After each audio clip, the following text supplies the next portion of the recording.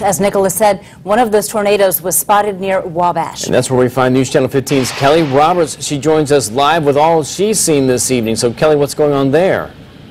Hey guys, yeah, the latest here in Wabash is A, it started raining pretty hard just a few seconds ago, and B, a lot of lightning activity kind of to the west and southwest of us. You'll probably see some of that as I'm out here. But yes, I am here on US 24 in Wabash, where a lot of the reports of tornadoes, about 6 reports of tornadoes coming from the Huntington County and Wabash County areas tonight. Here in Wabash County, the EMA director here says there are no reports of major damage either to him or to dispatch as of right now, and no confirmed touchdown of any reported tornadoes or tornado reports, that is.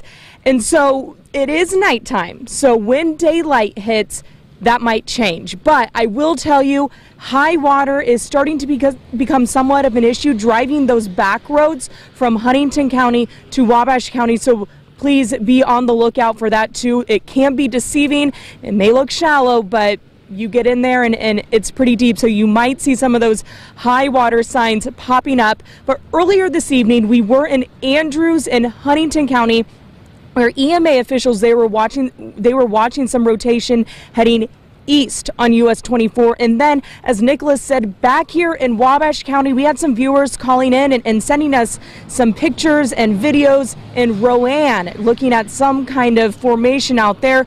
But again, these are all just reports as of right now. And for now, I'm reporting live in Wabash. Kelly Roberts, News Channel 15.